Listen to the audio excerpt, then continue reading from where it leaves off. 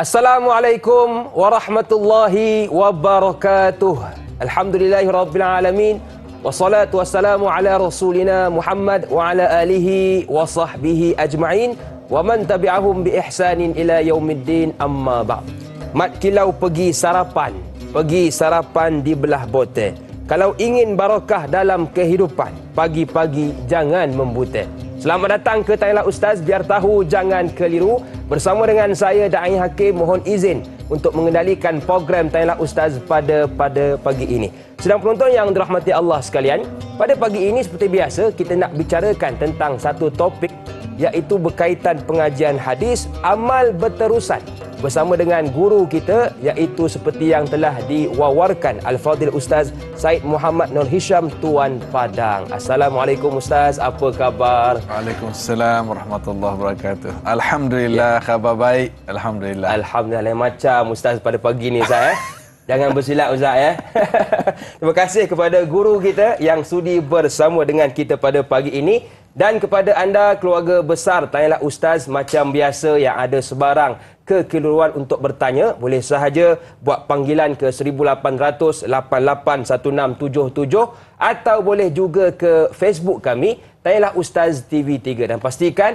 soalan yang ingin diajukan berkaitan topik kita, iaitu amal berterusan. Jadi pada pagi ini kita nak dengarkan dahulu apakah yang dimaksudkan dengan amal berterusan. Jom kita dengarkan. Silakan Ustaz.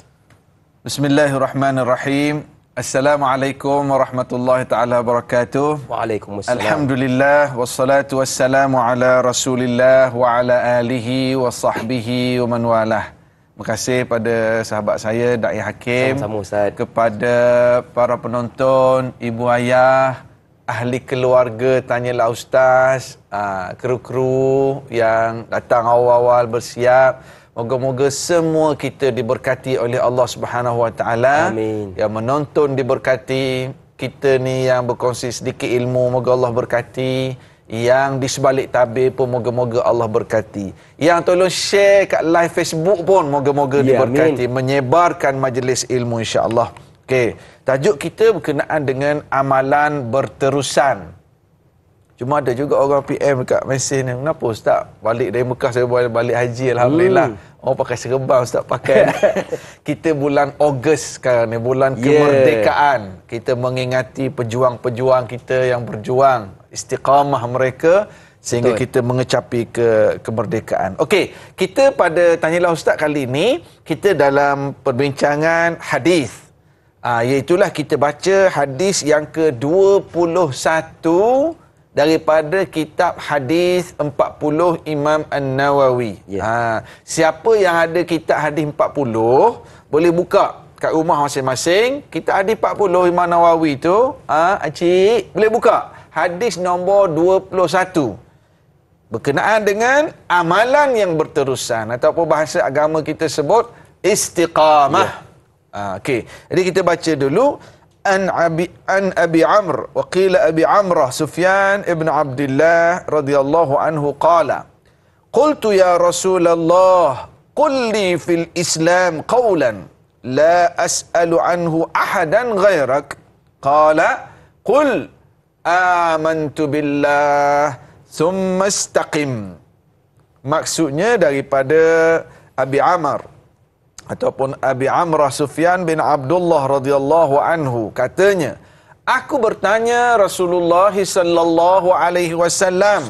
Aku berkata, wahai Rasulullah, tolong bagi tahu saya sesuatu tentang Islam yang tak perlu dah saya tanya orang lain lagi. Tak perlulah. La yuhsinul jawaba ghairuk. Tak ada orang yang boleh jawab sebagaimana jawapanmu, wahai Rasulullah. Tolong Rasulullah bagi tahu pada saya tentang Islam yang maknanya conclusion, kesimpulan, jami' mani', yang merangkumi keseluruhan. Yang orang lain tak ada nak jawab. Macam mana Rasulullah jawab ni? Ini lalu Rasulullah sallallahu alaihi wasallam menjawab, qul, katakanlah, amantu billah thumma istaqim. Kamu sebutlah, aku beriman kepada Allah, kemudian istiqamahlah kamu. Itu jawapan Rasulullah sallallahu alaihi wasallam. Okey, kita ambil dulu sedikit pengajaran awal. Yang pertama sekali kita lihat sifat para sahabat Nabi sallallahu alaihi wasallam. Sifat sahabat bila dia bertemu Rasulullah, mereka mengambil peluang dan kesempatan untuk tanya soalan. Ini sifat para sahabat. Tanyalah soalan. Ni alhamdulillah dah bertahun kita buat program tanyalah ustaz. Kita mencontohi akhlak, perangai para sahabat. Tanya soalan. Tak tahu tanya. Jangan tak tanya. Aku nak tanyakan nanti nampak bodoh sangat. Kanta Aku nak tanyakan silap soalan. Jadi jangan. Kita tak tahu tanya. Bagaimana Aisyah pernah puji Ummu Sulaim. Ni'man nisa, nisaul ansar. Lam yamna'hunnal haya' an yatafaqqahna fid din. Sebaik-baik wanita adalah perempuan Ansar. Masa tu ada kisah berkaitan dengan Ummu Sulaim. Aisyah kata, sebab perempuan-perempuan Ansar, khususnya Ummu Sulaim ini, dia tidak terhalang oleh perasaan malu untuk bertanya soalan dalam beragama. Jadi, para sahabat, dia jumpa Rasulullah, dia ambil peluang terus tanya soalan. Kita macam mana kita? Jumpa tok-tok guru, jumpa ustaz, dia buat apa dulu? Selfie dulu. Selfie dulu. Tak gambar dulu. Sebenarnya tak salah selfie. Betul. Tak salah. Tapi biarlah selfie tu yang keempat, kelima. Faham? Bawa satu, jumpa tok-tok guru, jumpa para ulama, minta nasihat. Betul. Kalau kita ada soalan, ambil peluang tanya soalan. Paling kurang minta tolong, doakan untuk kita. Selfie tak boleh ke ustaz? Barulah selfie yang keempat. Yang keempat ustaz. Ataupun yang kelima. Boleh, tak salah. Tapi biarlah kita tengok priority tu. Okey, balik pada hadis ini. Itu yang pertama. Para sahabat jumpa Rasulullah, ambil kesempatan tanya soalan. Okey. Yang kedua, tengok dia punya soalan tu power. Dia kata, wahai Rasulullah, dia custom soalan. Wahai Rasulullah, tolong beritahu saya tentang Islam yang saya tak perlu dah tanya orang lain selepas ni. Dan ada satu riwayat, la as'alu anhu ahadan ba'dak. Dan riwayat ghairak. Mana saya tak perlu dah tanya soalan tentang orang lain ataupun selepas kamu tentang Islam. Ini cara para sahabat. Dia nak sesuatu dan mereka tanya ni, sebab apa mereka kata itu? Rasulullah, tolong cerita pada saya tentang Islam yang saya tak payah tanya dah orang lain. Rasulullah, dia nak menunjukkan bahawa dia bersedia dan dia nak pegang sungguh. Macam itulah kita. Kita jumpa tok guru, tolong nasihat sikit saya tok guru. Saya ni duk ceramah kat TV tok guru nak nasihat apa?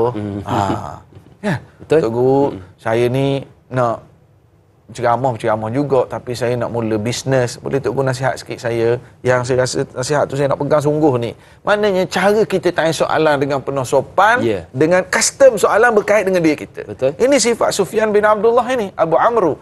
Jadi, okey. Yang seterusnya, atau pengajaran seterusnya, Rasulullah sallallahu alaihi wasallam pula sifat baginda, bila orang tanya, baginda jawab. Maknanya penuhi hajat orang. Penuhi. Bila orang minta nasihat, orang tanya soalan, Rasulullah jawab. Ada hadis-hadis yang lain, kalau awal-awal kita ni orang minta nasihat, Rasulullah kata pendek juga, la taghdab, jangan marah. Itu cerita bab jangan marah. Yang ni cerita tentang qul amantu billah thumma istaqim. Maka jawapan Rasulullah dipanggil istilahnya jami' mani'.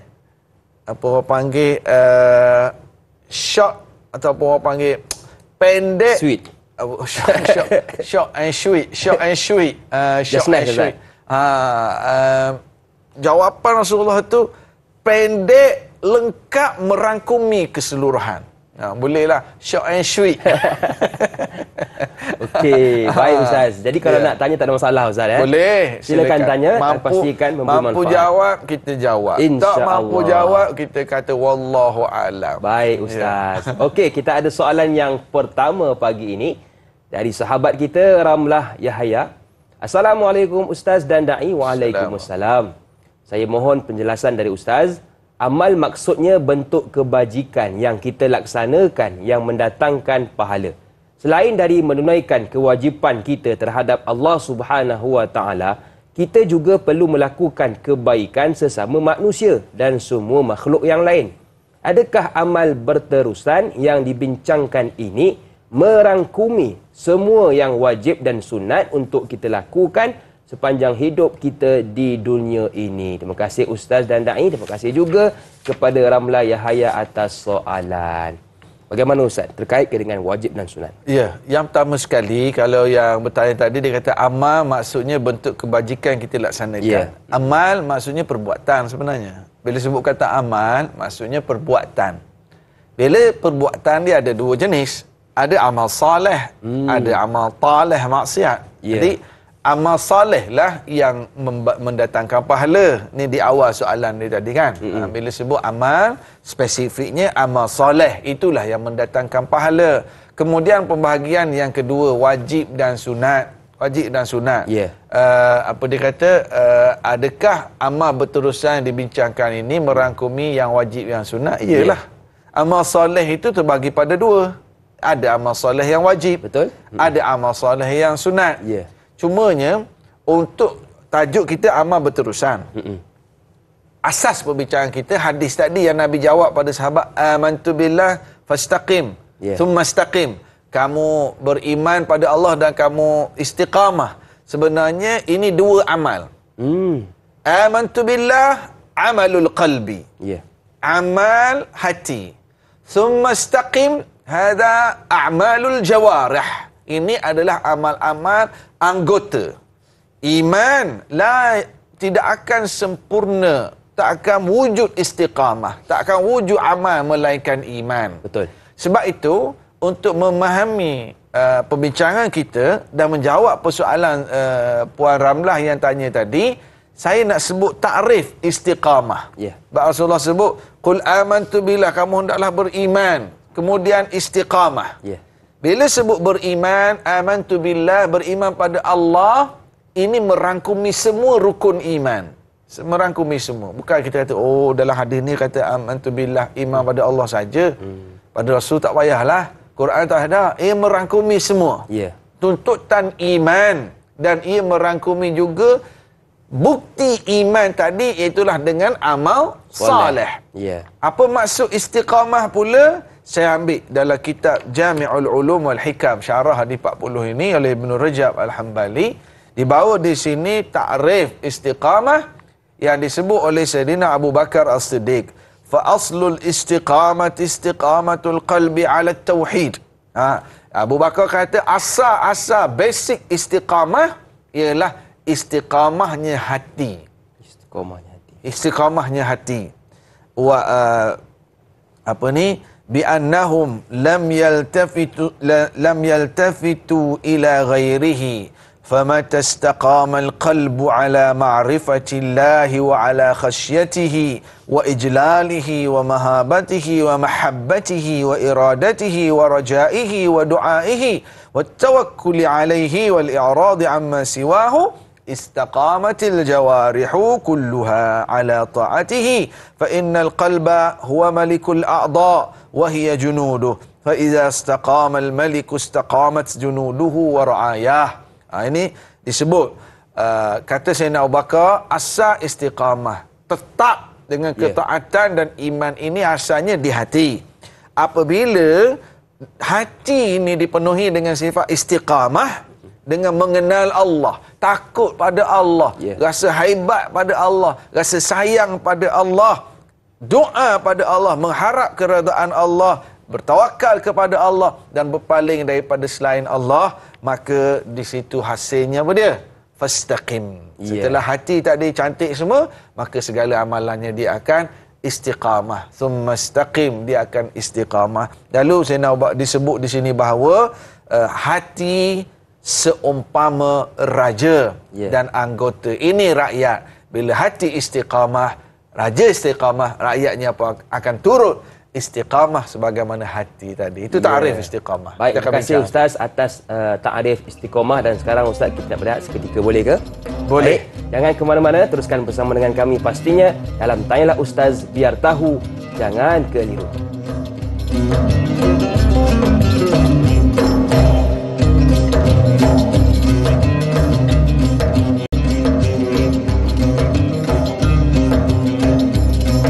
Terima kasih kepada anda yang masih lagi sudi bersama dengan kami dalam Tanyalah Ustaz, biar tahu jangan keliru. Masih lagi bersama dengan saya Da'i Hakim, juga guru kita Ustaz Zaid Nur Hisham Tuan Padang, membicarakan topik pengajian hadis iaitu amal berterusan. Baiklah, kita nak terus meraihkan soalan seterusnya dari sahabat kita Laila Dila Rosa. Assalamualaikum Ustaz dan Da'i yang dihormati. Waalaikumsalam. Amalan yang paling Allah cintai adalah yang dilakukan secara berterusan walaupun sedikit. Soalan saya Ustaz, bagaimanakah cara Rasulullah SAW beramal? Apakah ada hari atau masa tertentu yang baginda khususkan untuk beramal? Mohon perkongsian ilmu. Terima kasih Ustaz. Hashtag biar tahu jangan keliru. Terima kasih kepada Laila Dila Rosa atas soalan. Silakan Ustaz. Terima kasih pada yang bertanya jauh ni dari Sabah tanya Sabah, soalan. Rasa saya lah. Okey, jadi tanya tentang cara amalan Rasulullah sallallahu alaihi wasallam. Tadi kita sebut takrif istiqamah. Betul. Supaya kita faham dulu asas perbincangan kita. Ada juga ulama yang sebut secara ringkas takrif istiqamah ini luzumut ta'ah. Dawamut ta'ah wal istimrar ala al-isabah fil qasdi wal qawli wal niyah wal amal. Jadi tetap dalam ketaatan. Jadi persoalan yang tanya tadi, bagaimana amalan Rasulullah sallallahu alaihi wasallam? Adakah Rasulullah masa-masa yang khusus baginda amalkan? Maka jawapannya ada amalan yang Rasulullah sallallahu alaihi wasallam memang ada masa-masa khusus. Kalau waktu amalan-amalan wajib itu sudah pastilah, bagaimana waktu-waktu solat, waktu puasa, waktu haji, itu memang ada tauqid. Ada waktu yang khusus. Dan sifat Rasulullah sallallahu alaihi wasallam, amalan-amalan wajib seperti solat, baginda sentiasa bersegera. Itulah istiqamahnya. Istiqamah macam mana Ustaz? Kalau kita waktu solat wajib kan kita semayang. Betul. 5 waktu. Kita bersegera. Kepada yang baru balik dari Mekah buat haji, alhamdulillah, bagaimana kita masa kat Mekah gitu. Kita bukan saja bersegera masa-masa waktu. Betul. Tak masuk waktu lagi kita bersedia dah. Awal turun saya. Awal lagi, kalau tidak kena sekat jalan. Askar dia sekat, kena semayang kat luar, panas. Bagaimana kita nak istiqamah bila kita pulang ke tanah air? Kalau kita nak kaji amalan Rasulullah, itu amalan yang ada waktu secara khusus.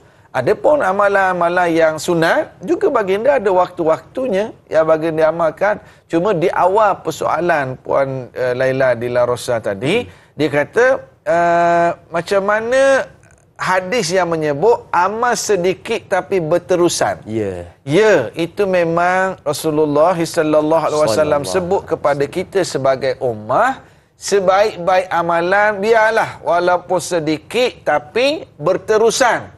Itulah makna istiqamah, berterusan. Orang Terengganu sebut sokmo. Ataupun dia perkataan Terengganu ada dua. Satu dia sebut sokmo, satu lagi Terengganu sebut continuously. Hebat orang Terengganu. Kan? Maknanya dia sokmo. Dia istiqamah, luzum, berterusan, dia tetap dalam ketaatan, dia jaga amalan. Walaupun sedikit. Okey, tadi hadis yang ditanya tadi, amal sedikit tapi berterusan.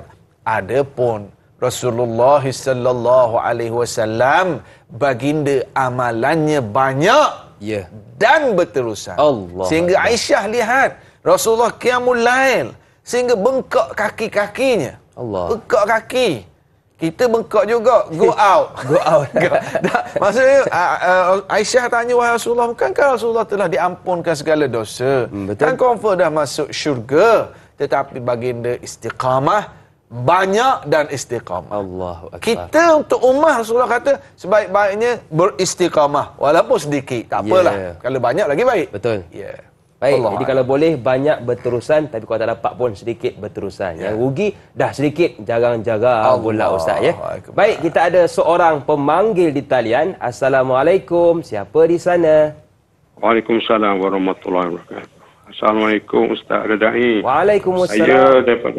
Saya Haji Harun bin Yusuf daripada Agung Pandak, Pulau Terengganu. Allah, Agung Pandak. Nama Nabi belaka, nama Harun lagi, nama Yusuf lagi. Bagus. Sila soalan je. Harun bin Yusuf. nak tanya, Ya. bukanlah gini, kita buat ibadat.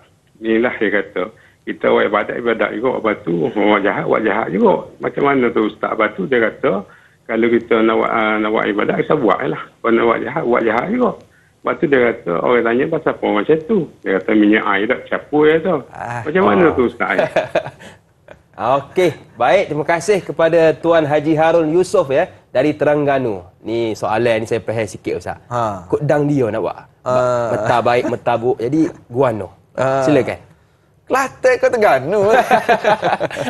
Campur Ustaz. Dia benda ni air dengan minyak tak campur. Kamu nak minum minyak ke nak minum air? Jadi memang kita istiqamah, sebab tu di awal kita sebut. Istiqamah iman, fastaqim. Baik. Istiqamah hati, natijah dia summa istaqim. Istiqamah jugalah anggota badan. Istiqamah jiwa, istiqamah juga dalam ketaatan pada Allah. Jadi soalan Jarun tanya tadi, dah dia kata saya saya buat ibadat. Tanya taat kita taat, tanya buat maksiat dia tak campur dua. Itu kata kita. Allah kata apa? Allah Subhanahu wa taala sebut dalam Al-Quran, inna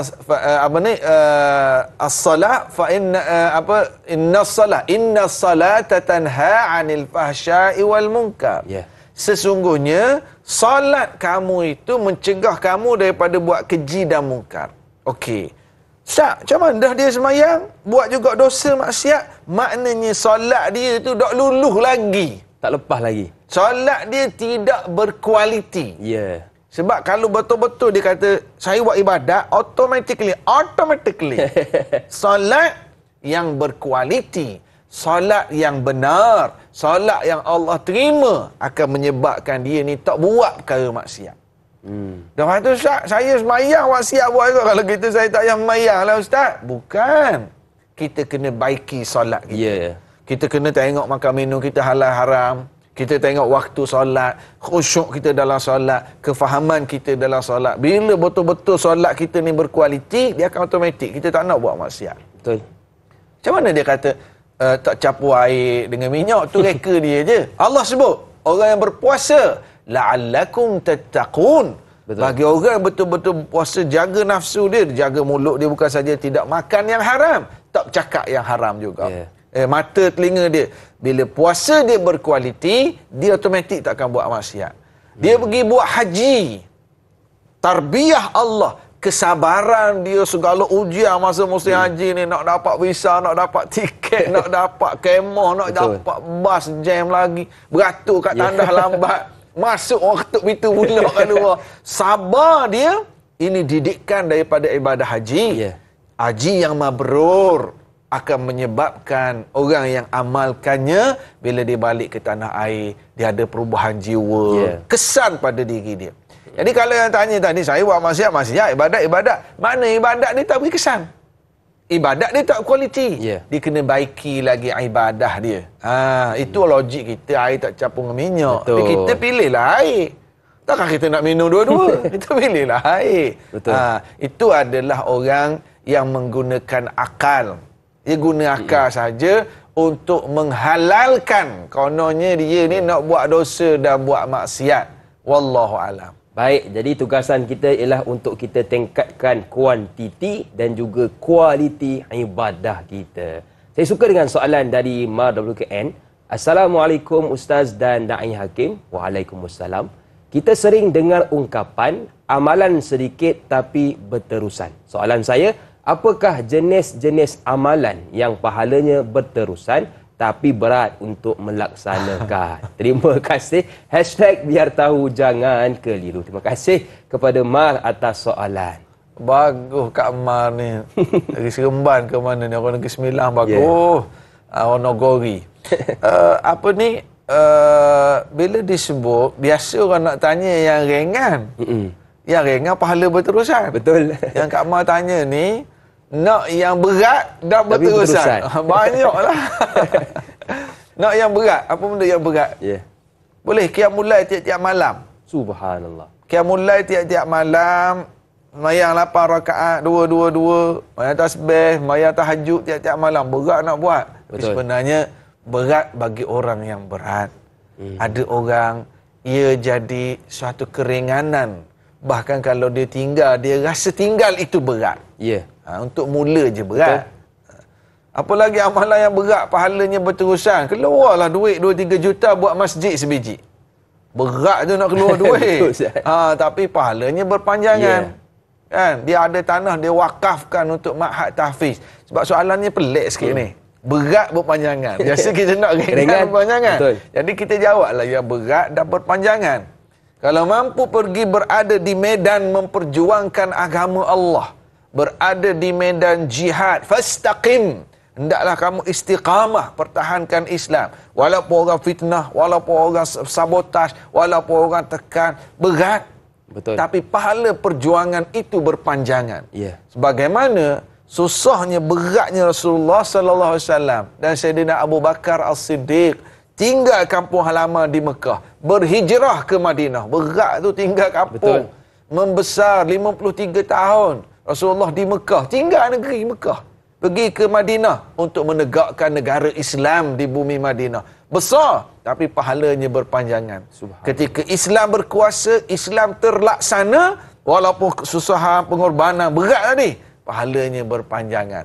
Banyak lagi kalau nak amalan yang berat dan berpanjangan, tapi susah nak buatnya. Tapi bagi orang yang istiqamah, amantu billah, thumma istaqim. Sebab tu dia perlu dengan iman. Para penonton yang dikasihi sekalian, orang yang istiqamah, dia perlu ada iman.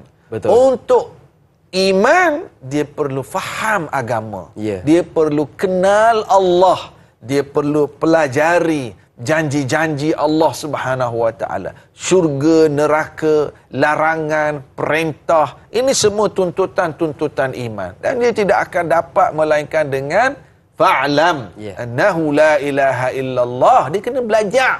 Dia kena belajar. Apa jadi utara?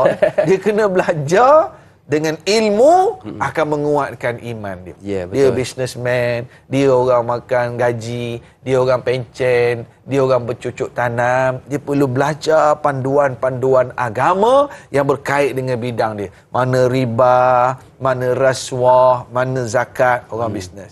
Orang bercucuk tanam, mana ada akhlak, masuk tanah orang, baju orang, air orang yang makan gaji, barakah tak barakah gaji, orang yang pencen, macam mana nak isi masa. Semua ilmu akan pandu kita untuk kuatkan iman. Bila kuat iman, kita akan istiqamah, akan tetap dalam ketaatan tadi. Sebab tu Nabi sebut, iman dulu, baru istiqamah. Baik. Jadi ada amalan yang telah Ustaz kongsikan kepada kita. Yang pertama, Qiyamul Lail. Dan yang kedua, keluarkan sedikit duit untuk kita membina rumah Allah Subhanahu Wa Taala. Keluar banyak. Banyak Ustaz. Soalannya berat. 2 juta Ustaz. Baik, kita nak berjeda seketika. Kembali selepas ini. Pastinya dalam Tanyalah Ustaz. Biar tahu, jangan keliru.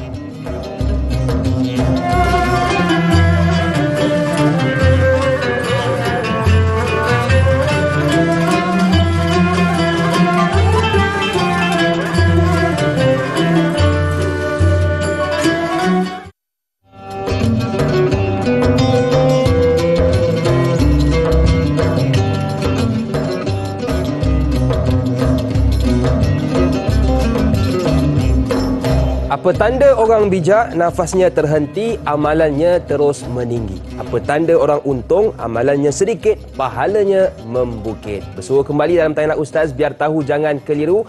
Masih lagi bersama dengan saya, Da'i Hakim, juga guru kita Ustaz Syed Nur Hisham Tuan Padang, membicarakan berkaitan amal berterusan. Dan kita nak terus meraihkan soalan seterusnya dari sahabat kita Intan Zurina Abdul Razak. Assalamualaikum Ustaz. Da'i dan warga Tanyalah Ustaz. Waalaikumsalam. Ustaz, adakah sikap tergesa-gesa untuk mendapatkan hasil daripada amalan, contoh berdoa, merupakan salah satu faktor kita gagal untuk istiqamah? Terima kasih atas pencerahan. Terima kasih juga atas soalan dari Intan. Silakan Ustaz. Bagus soalan yang Intan Zurina tanya tadi. Tergesa-gesa mendapatkan hasil. Dia ada pepatah Arab yang menyebut man istajala bisyai'in qabla awanihi uqiba bihirmanih. Barang siapa yang gopoh nak dapat sesuatu hasil yang belum sampai masanya, maka balasan ataupun akibatnya dia tak akan dapat perkara itu. Allah. Macam orang nak tunggu buah durian lah. Buah durian tak masuk lagi, duk kait dah. Bila durian jatuh, hak dia kait durian tu, tengok buah tak masuk lagi. Maka kita sama juga orang yang masak, tak puk lagi. Puk tak puk. Dia masak daging. Tidak emput. Kau panggil benda, kalau masak daging tu kan dia ada timing steam dia. Dia ada tempoh masa dia kalau masak tu, baru daging dia tu lembut. Sedap makan. Kambing, makan kepala kambing tu lembut dia daging dia. Ni dah puk lagi akak dah. Tak sedap lah makan. Maka demikian juga dalam bab kita beramal. Kalau contoh yang Intan tanya tadi, dia gopoh dalam bab berdoa, dia nak cepat. Kita perkara yang penting kita fahami kalau dalam bab doa. Sebagai hamba Allah, kita kena ada jiwa hamba. Jiwa hamba yang pertama kita ada ikhtiar. Kita kena cari musabbabat, kita kena cari sebab. Nak berjaya dalam pelajaran, kena masuk kelas, kena study, kena buat ulang kaji, buat latihan. Sebab mesti ada. Nak berjaya dalam pertanian, dia kena letak benih yang molek, kena siram, kena letak pagar, jaga, ada pesticide dan sebagainya. Orang nak tangkap ikan, dia kena tengok musim bila ikan ada, musim tak ada, dia kena pergi bawa jala, bawa pancing. Itu sebab. Orang beriman, dia akan buat sebab-sebab. Kita masih di awal bulan Muharram kan? Banyak ceramah ma'al hijrah sekarang. Nabi juga buat sebab. Nak hijrah, Nabi pergi dulu strategi ke Gua Sur. Nabi guna laluan yang orang tak biasa lalu. Rasulullah upah Abdullah bin Uraiqit yang bukan Islam untuk tunjuk jalan mengelirukan musuh. Ini sebab. Strategi. Orang beriman, dia perlu kepada sebab. Selepas sebab, dia berdoa kepada Allah. Maknanya, dia tidak bergantung pada sebab saja. Dia berdoa kepada Allah Subhanahu Wa Taala. Dua. Selepas dua ini, dia bertawakal. Dia serah pada Allah. When Allah nak bagi, how Allah nak bagi, bagaimana cara Allah nak bagi, bila masa Allah nak bagi, dia serah pada Allah. Ada orang yang dia hanya bergantung pada sebab, pada strategi, pada perancangan, pada R&D dia. Gantung situ dia. Dia lupa nak doa pada Allah. Ini masalah, problem. Sebab dia tak bergantung pada Allah yang maha berkuasa. Tadi amantu billah kan? Kena beriman dulu. Iman tadi menyebabkan kita nak berdoa, kita nak tawakal bersangka baik pada Allah. Ada juga satu lagi golongan ni pun masalah, problem juga. Yang asyik berdoa aje. Doa tawakal, doa tawakal. Buat tidak. Sebab tidak. Faham? Awak nak bisnes, kena kaji market, kena kaji supply and demand, kena kaji service, kena kaji kualiti, kompetitor. Kena adalah ikhtiar. Barulah doa dan tawakal. Duduk doa je. Nak kaya, nak kaya, nak kaya. Doa saja Jadi, jadi dengan ikhtiar, datang doa dan tawakal. Barulah persoalan yang Intan tanya tadi. Apabila ada orang yang dia terlalu gopoh, yang mana Allah tak bagi lagi ni? Ingat, salah satu sebab doa kita terhalang daripada dimustajabkan oleh Allah ialah apabila kita gopoh dengan berkata, saya minta dah doa, Allah tak bagi. Saya doa dah untuk anak saya tu, Allah tak bagi. Saya doa dah nak dapat anak, Allah tak bagi. Tolong jangan sebut ungkapan ini. Sebut ini menjadi sebab doa tak mustajab. Rasulullah sallallahu alaihi wasallam bersabda dalam hadis riwayat Imam Al-Bukhari, yustajabu li ahadikum ma lam ya'jal fayaqulu qad da'awtu rabbi falam yastajib li. Maksudnya akan diperkenankan doa kamu. Somehow, sometimes, bila bagaimana akan diperkenankan doa kamu.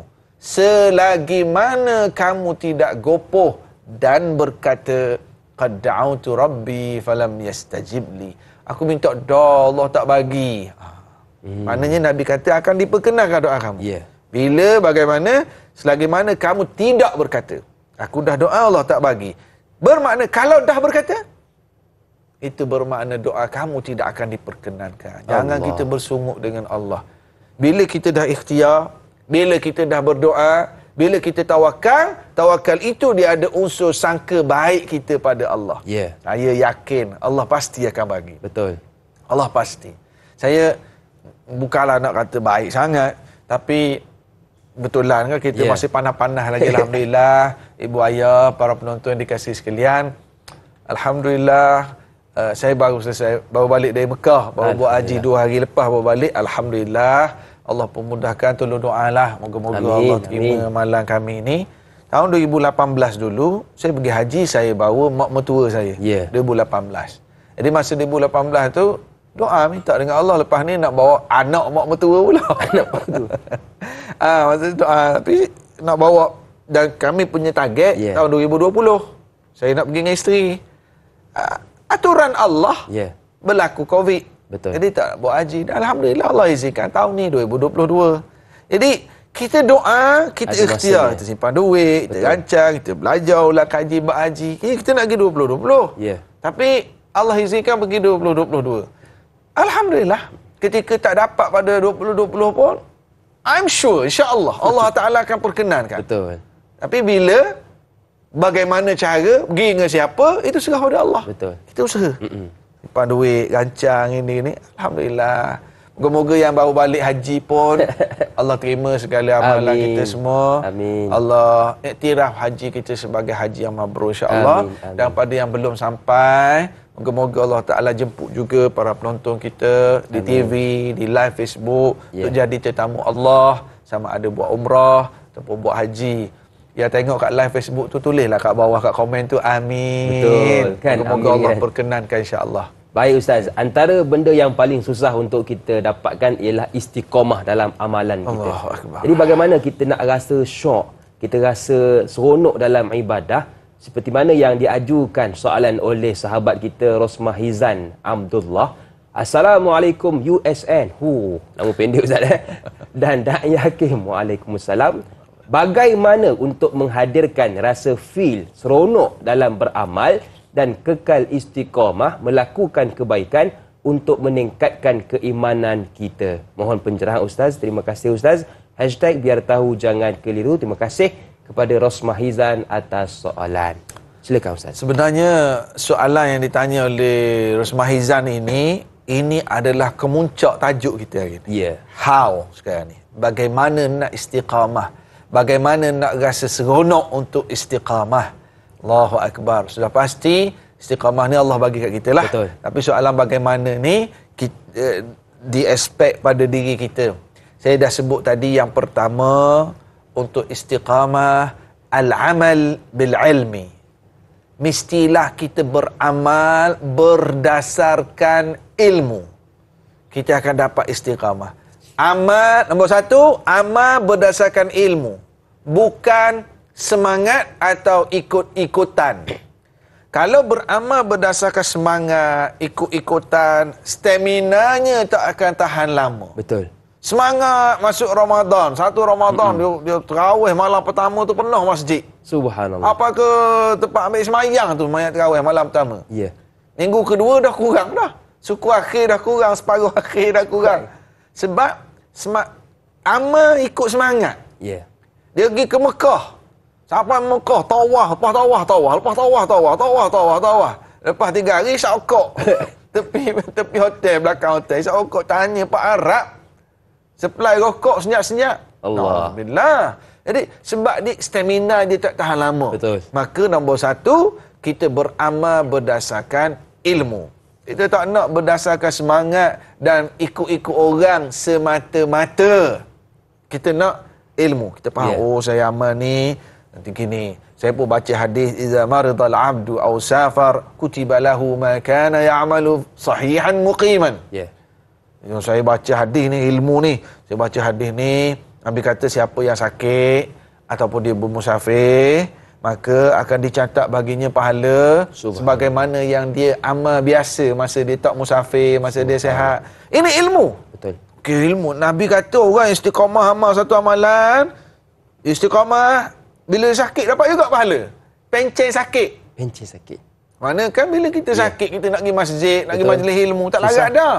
Kan? Tiba-tiba kita nak sembahyang sunat banyak tak larat dah. Jadi ilmu kita kata masa aku sihat inilah aku nak pergi kuliah, nak pergi masjid supaya bila aku sakit, bila aku musafir, maka aku dapat pahala lagi. Itu baru nombor satu. Kita rehat seketika, kita sambung balik. Bagaimana nak istiqamah? Baik, jadi yang pertama berdasarkan ilmu. Dan sekarang kita nak berehat seketika. Kembali selepas ini pastinya dalam Tanya Nak Ustaz. Biar tahu, jangan keliru.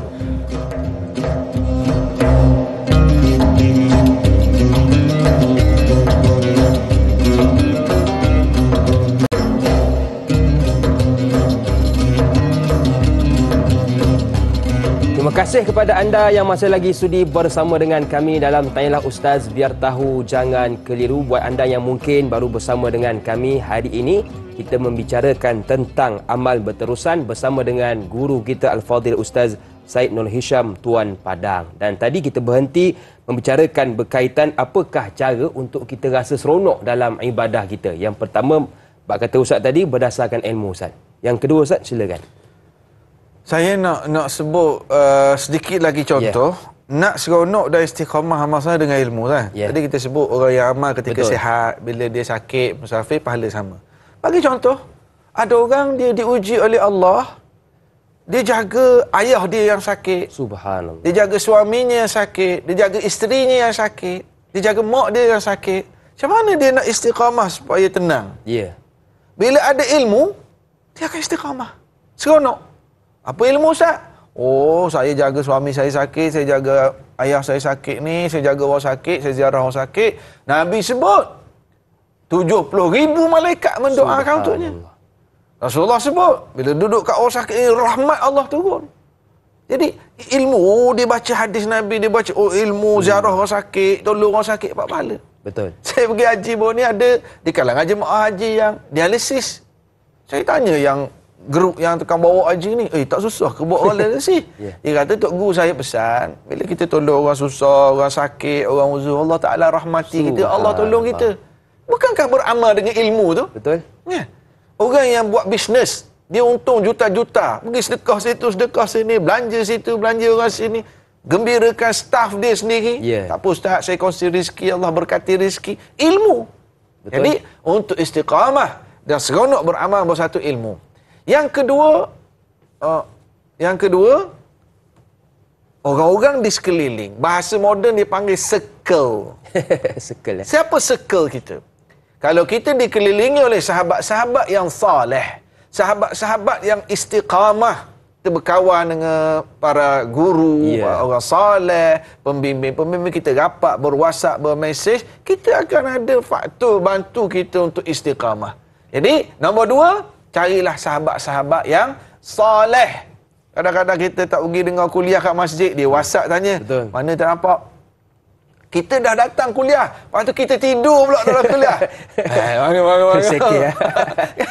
Dia ada sebelah kita, dia bagi cukelak. Dia nampak kita tidur dengar ceramah, dia bagi cukelak. Cukelak tahu cukelak? Bagi gula-gula. Jajan tak? Bagi gula-gula. Maknanya carilah circle. Betul. Yang bantu kita istiqamah. Circle yang saleh. Betul. Circle yang kita Allah tak semayang duha, dia WhatsApp tanya, "Mai duha dah hari ni?" Dia WhatsApp, "Aku baca Quran dah juzuk ketiga dah ni." Carilah sahabat-sahabat. Ini akan bantu kita istiqamah. Dan yang ketiga, kita berdoa kepada Allah, minta Allah bantu kita untuk istiqamah. Sahabat Al-Hasan Al-Basri bila dia baca ayat Quran, "Innal ladzina qalu rabbuna Allah thumma istaqamu." Orang-orang yang sebut Allah Tuhan kami, mereka istiqamah. Antara doa yang Hasan Al-Basri selalu mohon dengan Allah, Allahumma anta rabbuna farzuqna al-istiqamah. Allahumma anta rabbuna, ya Allah engkau Tuhan kami, farzuqna al-istiqamah, rezkikan kepada kami istiqamah. Minta dengan Allah. Payah Ustaz, doa Ustaz baca tadi bahasa Arab, minta bahasa Melayu je. Boleh ya juga Allah, kurniakan aku istiqamah. Ya muqallibal qulub, tsabbit qalbi ala dinik. Minta taat. Kita doa, buat 3 doa. Satu ilmu, 2 kawan, 3 doa. Dan ilmu tadi sudah pastinya majlis ilmu. Sekali dengan ada murabbi yang mursyid, bantu kita untuk istiqamah. Moga-moga Allah kurniakan kita istiqamah, insya-Allah. Amin ya rabbal alamin. Baik, jadi 3 perkara yang perlu kita lakukan. Yang pertama berdasarkan ilmu, Yang kedua, cari sahabat yang baik. Dan yang ketiga, banyakkan doa. Kita nak raikan seorang pemanggil di talian. Assalamualaikum. Siapa di sana? Waalaikumsalam warahmatullahi wabarakatuh. Dai Hakim, saya Ismail.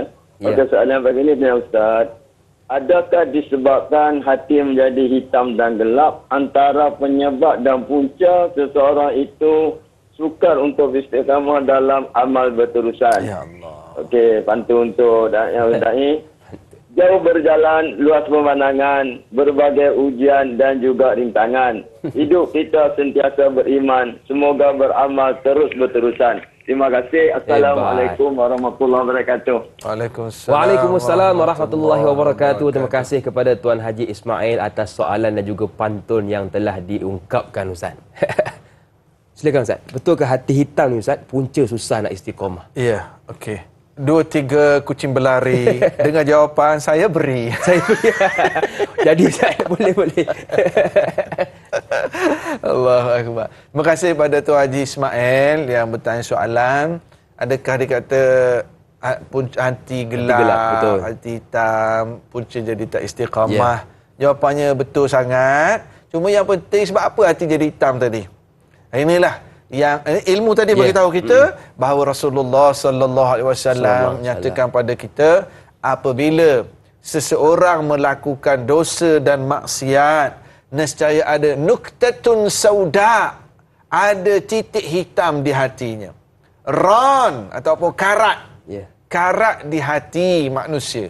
Dia buat dosa, dia buat maksiat, jadi ada karat. Ada titik hitam. Buat lagi dosa, buat maksiat, dia ada titik hitam. Betul. Dan orang yang bergelumang dengan dosa dan maksiat ini, antara kesannya dia jadi malas nak ibadah.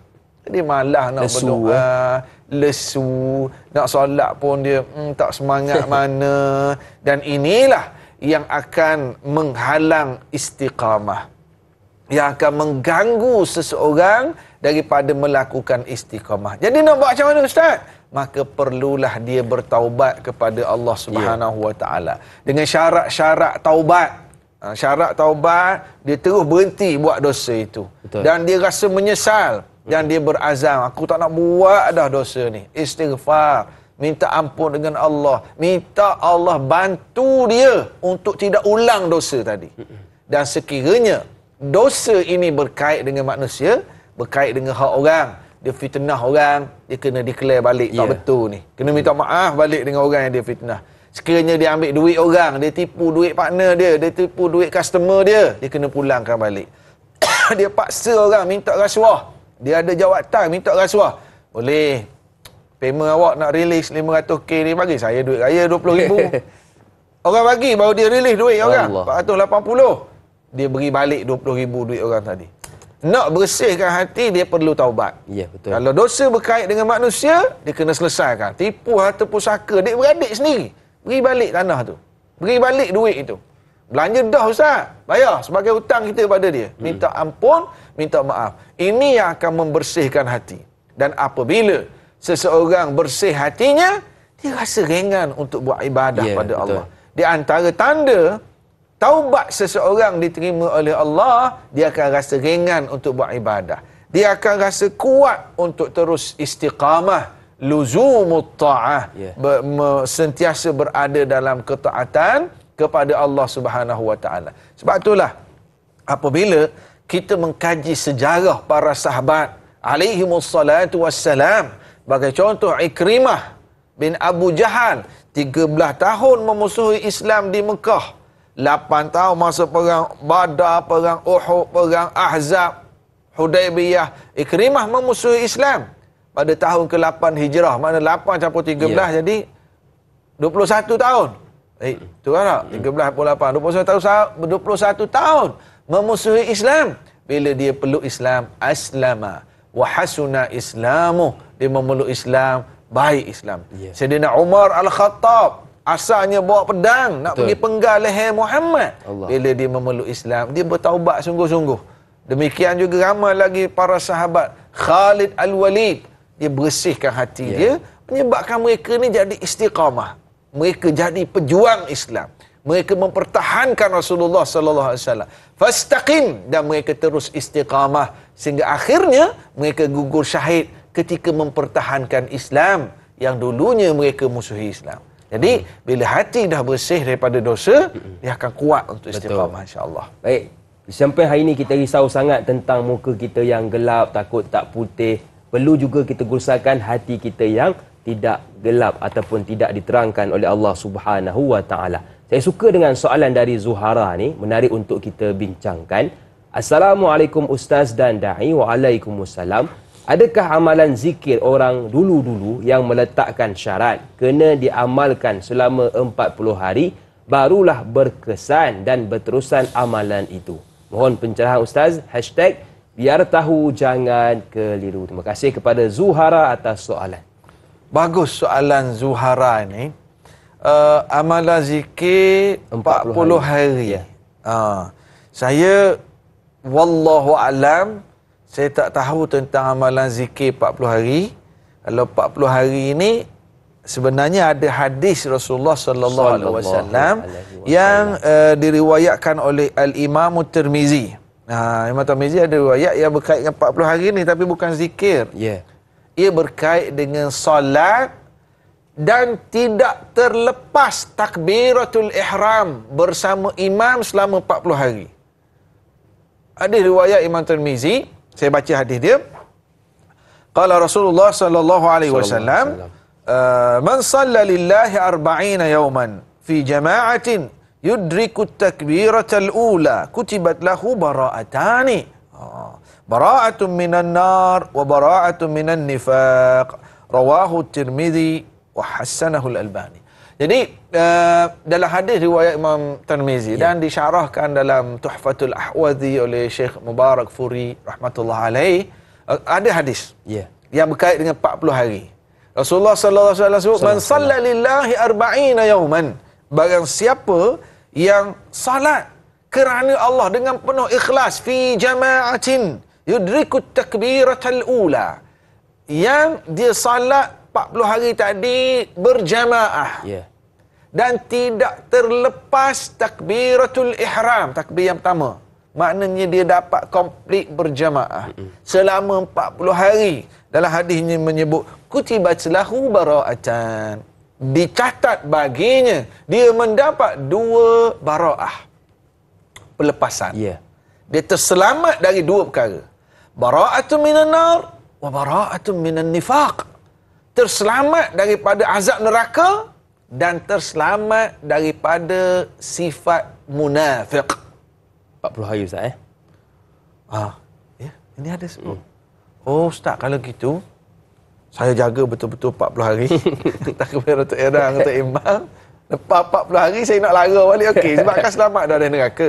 Bukan begitu. Dia sebenarnya orang yang boleh jaga, yang boleh komitmen berjamaah 5 waktu sehari semalam, tak terlepas takbiratul ihram 40 hari direct, dia boleh jaga, sudah pasti insya-Allah akan terkesan dalam jiwa dia disiplin, istiqamah, ketaatan.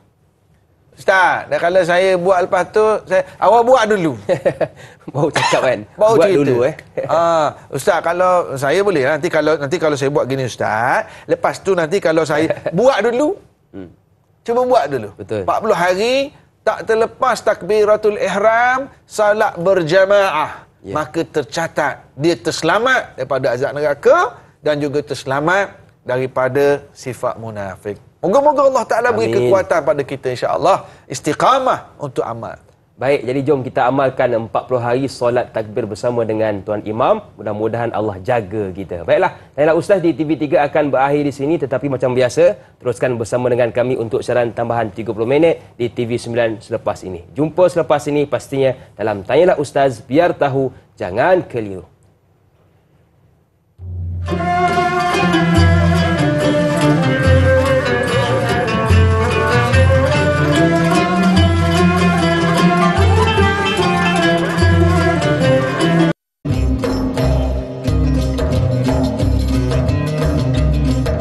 Terima kasih kepada anda yang masih lagi sudi bersama dengan kami dalam Tanyalah Ustaz, biar tahu jangan keliru. Hinggalah ke saat ini kita masih lagi membicarakan topik yang sama, iaitu pengajian hadis berkaitan amal berterusan bersama dengan guru kita Ustaz Syed Muhammad Nur Hisham Tuan Padang. Jadi kepada anda yang ada sebarang soalan, boleh saja terus ke Facebook kami Tanyalah Ustaz TV3 dan tinggalkan soalan berkaitan topik kita, iaitu amal berterusan. Dan kepada sedang penonton keluarga besar Tanyalah Ustaz, Agrobank menyediakan dana pembiayaan sebanyak RM1 bilion untuk usahawan agro dengan kadar keuntungan serendah 3% dalam mengukuhkan sekuriti makanan negara dan memastikan bekalan makanan negara terjamin. Sila layari laman sesawang www.agrobank.com.my untuk maklumat lanjut tertakluk kepada terma dan syarat. Baiklah, kita nak terus meraihkan soalan-soalan pada pagi ini berkaitan topik kita amal berterusan. Jadi Ustaz, bila sebut juga tentang topik kita, saya suka untuk ambil satu soalan dari sahabat kita, iaitu Anrin. Cantik soalan beliau. Assalamualaikum Ustaz dan Da'i. Waalaikumsalam. Adakah layanan seorang isteri kepada suami dikira ibadah berterusan?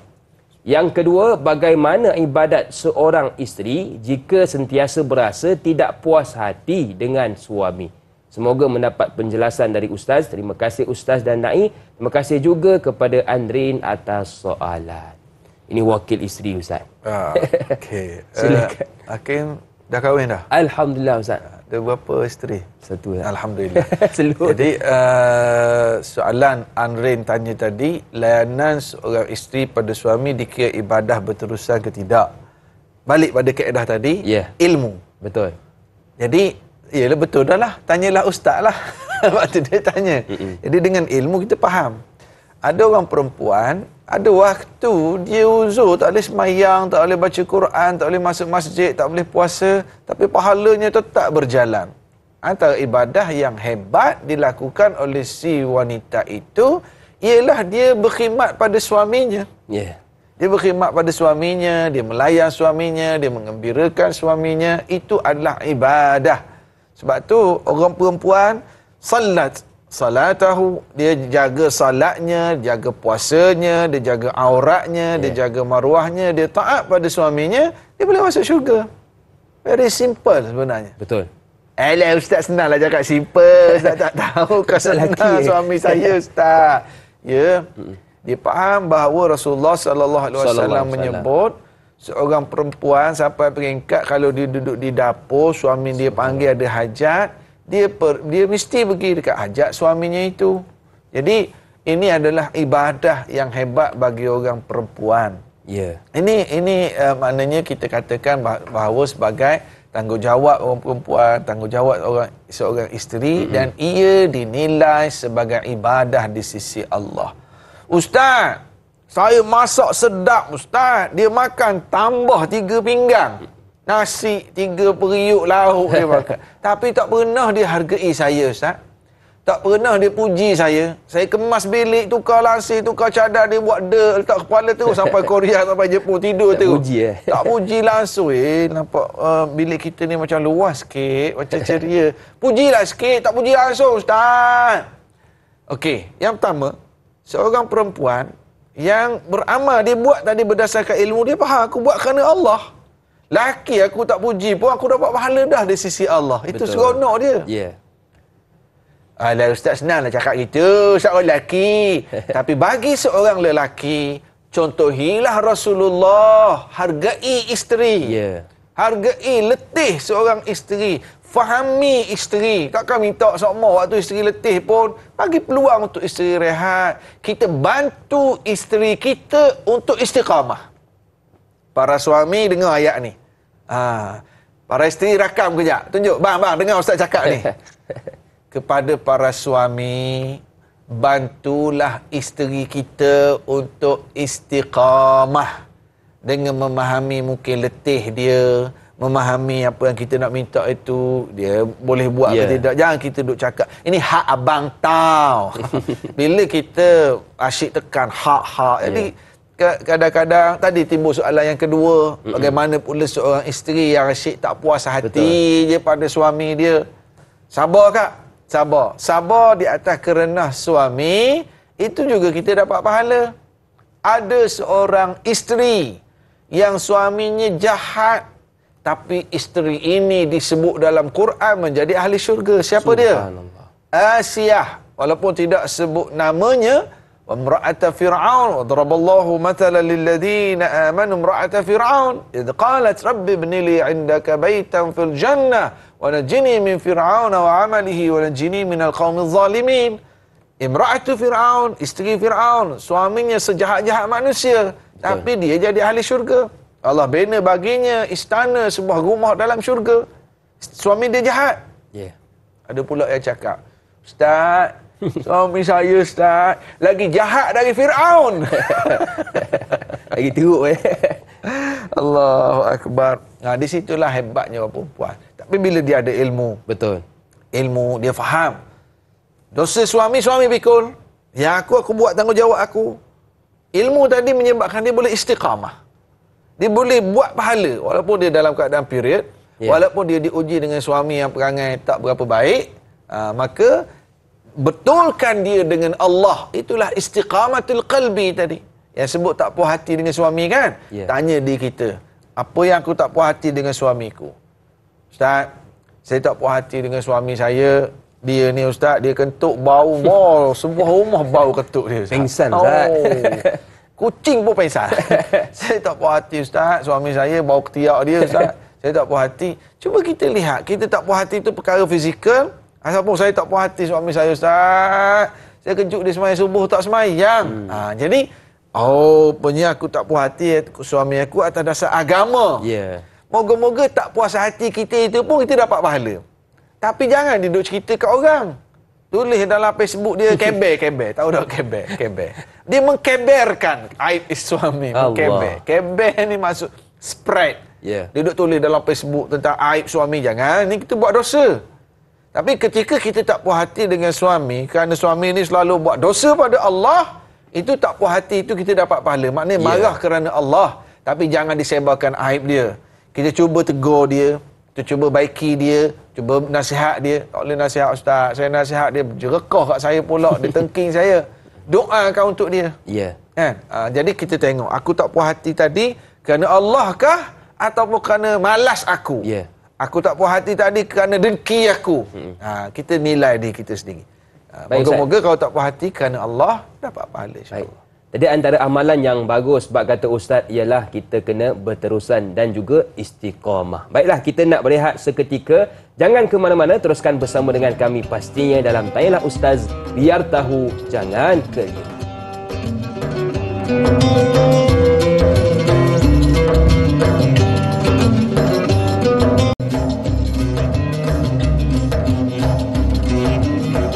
Sedang penonton yang dirahmati Allah sekalian, kehidupan kita tak lain dari amalan. Jadi kalau boleh beramallah selagi mampu, tak dapat banyak sedikit pun jadilah. Bak kata orang tua kita, asal ada, kecil pun pada. Daripada cempedak lebih baik nangka, daripada tidak lebih baik ada. Saya suka dengan soalan yang seterusnya yang diajukan oleh Awam Musmah, menarik untuk kita ketengahkan. Assalamualaikum Ustaz dan Da'i yang dihormati. Waalaikumsalam. Hadis Rasulullah sallallahu alaihi wasallam, sesiapa yang membangunkan sebuah masjid kerana Allah, walau sekecil apa pun, maka Allah akan membangunkan untuknya sebuah rumah di syurga. Hadis riwayat Bukhari dan Muslim. Persoalannya Ustaz, masjid-masjid yang dibina atas sumbangan wakaf dan infak orang awam ini tidak diimarahkan dan sunyi dari jemaah. Adakah manfaat pahala itu tetap mengalir kepada orang yang memberi sumbangan tersebut? Mohon pencerahan, biar tahu, jangan keliru. Terima kasih kepada Awam Musmah atas soalan.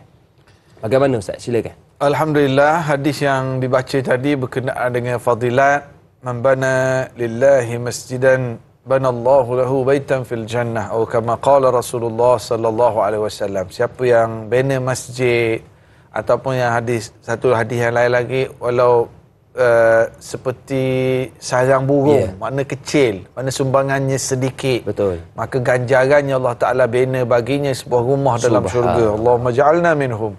Ya Allah, moga-moga Allah Ta'ala kurniakan pada kita fadilat tersebut. Amin. Kita dapat dah pahala dijanjikan oleh Rasulullah sallallahu alaihi wasallam. Tinggal lagi perkara yang kedua, pahala kita dah berjalan. Pahala kita dapat dah. Tapi kita ni yang menyumbang, saya syorkan sangat juga pada para penyumbang, cuba tanya JK Masjid. Tanya, bagaimana kita dah bagi duit, saya dah bagi, banyak ni, orang ni dah bagi, follow up dengan pihak masjid. Banner masjid, hidupkan masjid.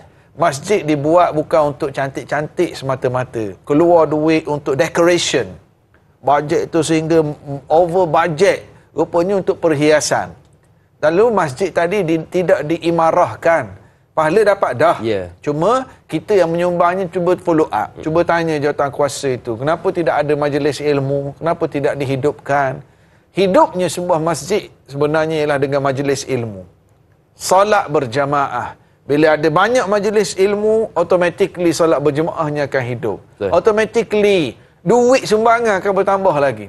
Buat jamuan, tunaikan tanggungjawab, ada program dengan anak-anak kecil, ada program dengan golongan wanita, ada kebajikan, uruskan jenazah. Maka bila kita yang menyumbang ini, kita push jawatankuasa supaya hidupkan masjid dengan program, maka pahala kita yang menyumbang tadi akan berjalan lagi. Banyak pahala itu berjalan. Yang begitu berjalan dah pahala, jangan bimbang. Tapi lagi banyak program, lagi banyak pahala. Ada orang dia berbangga duit banyak dalam akaun. Oh, masa saya jadi bendahari, duit ada 800,000. Masa saya jadi AJK, duit ada 1 juta. Itu tidak perlu berbangga duit yang ada banyak. Masyarakat yang beri duit pada masjid supaya dibelanjakan duit itu. Bukan disimpan, Ustaz? Ya. Dan belanja bukan asyik renovate. Lepas renovate. Itu ada rupanya kau tim dengan kontraktor. Yang masyarakat nak tengok ialah majlis, program Ihyaul Masjid, menghidupkan masjid tadi. Ada majlis ilmu, bagaimana kita sebutlah. Hebat masjid, dia ada van jenazah, dia ada tempat playground untuk anak-anak, dia gajikan guru Quran, dia gajikan yang jaga anak. Kalau ada program besar, dia ada tempat untuk letak anak-anak kecil, dia gajikan orang untuk jaga anak-anak supaya mak ayah boleh fokus majlis ilmu. Dia buat jamuan, buat makan dan sebagainya. Tak apa, ini semua untuk hidupkan fungsi masjid tadi. Maka istiqamah ataupun tajuk kita pahala berterusan tadi, maka berjalanlah pahala-pahala tersebut. Wallahualam. Baik, jadi kepada penyumbang kena pastikan. Boleh tanya AJK, Ustaz, ya? Tanya. Apakah duit saya itu digunakan? Jangan tanya waktu mesyuarat agung saja. Yang tak mesyuarat agung pun kita tanya. Tanya juga, Ustaz. Tapi jangan sampai kita ganggu perjalanan AJK masjid. Jangan sampai kita masuk campur tu sampai ganggu semua benda kita nak tanya. Kita bagi ruang pada JK, cuma kita follow up. Biarlah silaturahim dan harmoni. Kita tak nak jadi dua pihak. Kita macam adik-beradik. Kita saling mengingatkan. Bukan bermakna JK tak buat kerja. Kita tanya. Jangan sampai mengganggu. JK buat kerja, jangan sampai tak buat langsung. Wallahualam. Ustaz, ada orang minta nasihat Ustaz dari Jai. Assalamualaikum. Waalaikumsalam. Apakah nasihat Ustaz bagi seseorang yang susah sangat nak istiqamah walaupun pelbagai cara sudah dilakukan? Mohon pencerahan. Jai ni dah kahwin ke belum? Kalau belum kahwin cepat-cepat. Dan cari isteri yang solehah. Isteri solehah ni dia bantu juga untuk kita istiqamah. Betul, Ustaz. Dia orang yang bantu kita istiqamah ni orang yang terdekat dengan kita. Tegur kita, Ustaz. Ya, isteri kita. Pada orang perempuan, suami dia. Cari suami yang soleh. Kan? Macam Ustaz Hakim ni. Tapi dia ada dah isteri kan. Jadi apa ni, cari suami yang soleh, cari pasangan yang solehah. Sebab tu kita kata Jai tanya apakah nasihat Ustaz. Nasihat saya juga, Jai, tiap-tiap hari tanyalah Ustaz. Jangan miss. Jangan miss. Kalau tak mampu, tak sempat nak tengok dalam TV, kita ada di page kita. Ada page tanyalah Ustaz live, tengok. Tak sempat nak tengok live, kita save dekat page kita, tengok ulangannya. Yang kita juga tolong share pada kawan-kawan. Jai, tolong share kebaikan pada kawan-kawan juga. Ini juga akan menyebabkan kita istiqamah. Kita malu pada diri kita sendiri untuk tidak buat kebaikan bila kita duduk share kat orang. Bila kita selalu share di yang ada Facebook, ada page, dengar kuliah mana-mana ustaz-ustaz lain yang live, share di status kita, di wall kita. Kita banyak sharekan kebaikan. Ini juga bantu kita untuk istiqamah. Aku dah tulis, Aku dah peringat kat orang suruh sedekah derma, aku tak bagi lagi Kita minggu tak ni, buat. bulan ni. Dia akan bantu kita juga Betul. untuk kita istiqamah tadi. Wallah. Baik. Jadi antara benda yang boleh kita buat ialah kita banyakkan perkongsian. Macam pagi ni Ustaz, ramai yang menonton Tanya Ustaz. Jangan lupa buat 3S.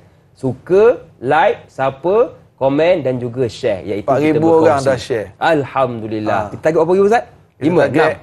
7,000. 7,000. Baik. Lagi 3,000 Ustaz InsyaAllah boleh kita dapati. Okey Ustaz. Saya tengok kebanyakan dari kita, bukan semualah, kebanyakan. Contoh macam Ustaz pergi Mekah baru ni kan. Tengok di Mekah subhanallah Ustaz. Jemaah berpusu-pusu. Kalau contoh Zuhur pukul 12, bak kata Ustaz pukul 9 dah turun dah. Tapi bila pulang ke Malaysia, dia punya rutin harian tu dah berubah balik. Kalau Zuhur 1.30, pukul 2 belum tentu sampai lagi Ustaz. Jadi bagaimana keadaan sebegini Ustaz? Silakan. Allahu Apakah Akbar. punca dia? Dia sebenarnya bila kita bincang tentang istiqamah, Rasulullah sallallahu alaihi wasallam pun baginda tahu bahawa kita ni sebagai umat baginda, kita juga ada kalanya kita sampai masa kadang-kadang kita lemah. Betul, Ustaz. Betul kita jawab tadi, kita ada ilmu. Betul. Kita ada sahabat-sahabat yang baik. Tapi ada kalanya kita lemah. Sebab Jatuh tu ya. Rasulullah kata al-iman yazidu wa yanqus. Iman ini bertambah dan berkurang. Ya. Fluctuate, orang Terengganu kata. Fluctuate, naik turun. Jadi Rasulullah tahu hakikat ini. Ya. Maka baginda pesan dalam hadis baginda sallallahu alaihi wasallam, ayuhan nas, innakum lan ta'malu wa lan tutiqu kullama amartukum walakin saddidu wa qaribu. Dalam satu hadis Rasulullah sebut saddidu wa qaribu. Apa maksud saddidu? Asal makna saddidu ni kalau orang panah, kita merdeka sikit hari ni. Kita panah, kan? Kita panah. Saddidu maknanya panahan dia ni tepat. Tepat dekat bulatan hak tengah tu kena. Rasulullah sebut apa? Saddidu wa qaribu. Saddidu makna tembakan yang tepat dan wa qaribu kata Rasulullah. Qaribu ni dekat-dekat nak tepat. Usaha, niat supaya tepat. Jadi Rasulullah kata, apa maksudnya? Saddidu tadi isabatul haq. Istiqamahlah kamu dalam ketaatan secara tepat. Saddidu, tepat. Dan ada kalanya kamu tak mampu nak tepat. Qaribu. Niatlah, usahalah supaya tepat. Maknanya, kita ni berusaha untuk istiqamah. Dan ada kalanya kita lemah sikit, ada ujian datang. Biasa itu kita manusia. Jangan cerita orang. Ustaz sendiri sama pun. Kita pun ada masa kita lemah. Betul, Ustaz. Tetapi kita sentiasa ada qaribu. Kita sentiasa ada niat dan usaha untuk tepat tadi.